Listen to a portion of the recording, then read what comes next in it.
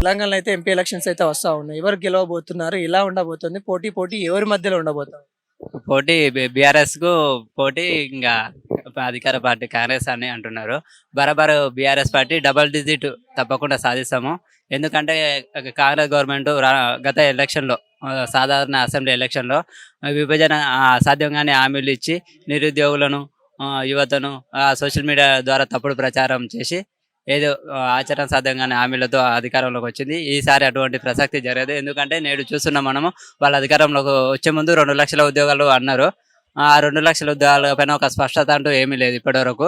వాళ్ళు ఇచ్చింది కూడా ఏ ఉద్యోగ నోటిఫికేషన్ కొత్తది అంటూ ఏమీ ఇవ్వలేదు.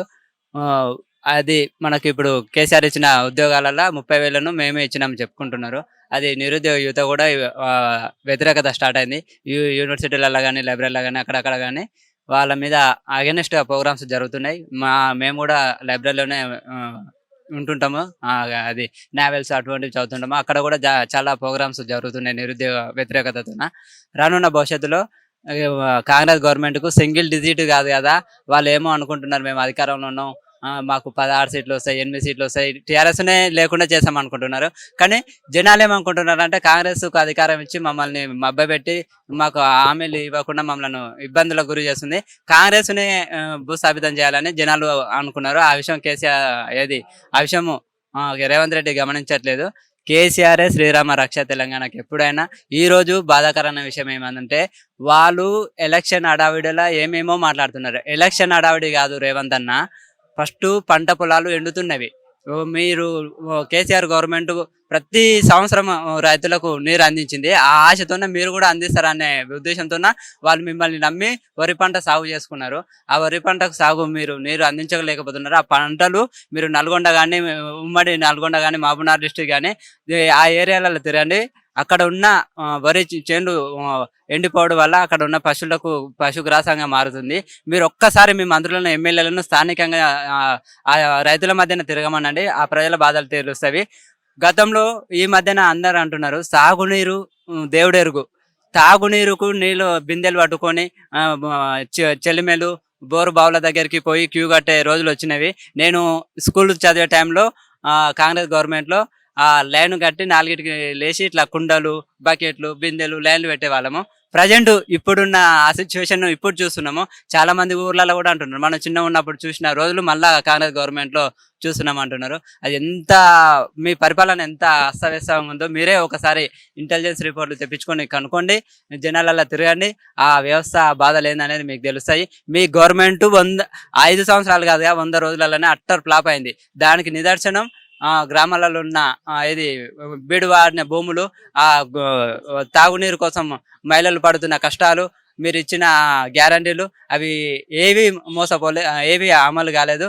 మీ వల్ల జనాలు మోసపోయారు తప్ప మీరు మీ ప్రభుత్వం ద్వారా ఇప్పుడున్న ప్రజలకు చేసింది ఏమీ లేదు. ఇప్పుడు నువ్వేమో బీఆర్ఎస్ అని అంటా ఉన్నాను. మరి కొంతమంది ఏమంటున్నారంటే అసెంబ్లీ ఎలక్షన్ లో ఫామ్ హౌస్ పంపించిన ఓడిపించి ఇప్పుడు పాతాలోకి పంపిస్తాము, ఇక బీఆర్ఎస్ అనేది ఉండదని కొంతమంది చెప్తా ఉన్నారు. మరి దాని మీద చెప్తున్నాం అన్న, సాధారణ ఎలక్షన్లలో మీరు ఆచరణ సాధ్యం కానీ 6 గ్యారంటీ హామీలు ఏది 2 లక్షల ఉద్యోగాలని మాయమాటలు చెప్పి మీరు అధికారంలోకి వచ్చారు. ప్రజలను ఎన్ని రోజులు మభ్య పెడతారు? ఇప్పుడు పంట పొలాలు ఎండుతున్నాయి, తాగునీరు కోసం ఉంటున్నారు, ఉద్యోగాలు రాక పిల్లలు మళ్ళా పాత డేట్లు ఇచ్చి కొత్త నోటిఫికేషన్లు ఇవ్వకుండా ఉంటున్నావు. మేము మా టీఆర్ఎస్ పార్టీని బొందపెట్టు అని మీరు అంటున్నారు. కానీ ప్రజలు కాంగ్రెస్ పార్టీని ఇంటికి పంపించే రోజులు దగ్గరలోనే ఉన్నాయి. ఎమ్మెల్యేలు మంత్రుల పైన తెలంగాణ ఉద్యమంలో ఏ విధంగా తిరగబడ్డారు రోడ్ల మీద, ఇళ్ల నుంచి బయటకు రాకుండా, ఆ చరిత్ర ఆ రోజులు రిపీట్ అవుతాయి. తెలంగాణలో మరో ప్రజా ఉద్యమం జరుగుతుంది. ఎందుకంటే వాళ్ళ హక్కులు వాళ్ళని హరించినప్పుడు, వాళ్ళకు రావాల్సిన సంక్షేమాలు వాళ్ళని అనగదొక్కినప్పుడు, ఎందుకంటే తెలంగాణ దేశంలోనే ఆత్మ గౌరవానికి పెట్టింది ప్రతీక. వాళ్ళకు అన్యాయం ఆగడాలకు గురైతే చిన్న పిల్లవాడి నుంచి వృద్ధుల దాకా ఎవ్వరు సహించారు. ఎందుకంటే తెలంగాణకు ఉద్యమాలకు పురుడు పోసిన గడ్డ. అందుకే తప్పకుండా మీరు తెలంగాణ ప్రజలను మోసం చేస్తున్నారు. తెలంగాణ ప్రజలకు రావాల్సిన హక్కులను, రావాల్సిన సంక్షేమ ఫలాలను మీరు నొక్కి పెడుతున్నారు. తప్పకుండా మీ మీద తిరగబడే రోజులు దగ్గరలోనే ఉన్నాయి. మీ పార్టీ భూస్థాపితం మీకు దేశంలో ఎక్కడ లేదు కాంగ్రెస్ ప్రభుత్వం, కొన్ని రాష్ట్రాలలో ఉన్నాయి. ఇక్కడ కూడా మీరు రారు. ఎంత 1% తోనే వచ్చారు. మీరు ఆచరణ సాధ్యంగా హామీలు ఇచ్చి మా సోషల్ మీడియా ద్వారా తప్పుడు ప్రచారాలు చేసి మభ్యపెట్టి అధికారంలోకి వచ్చారు.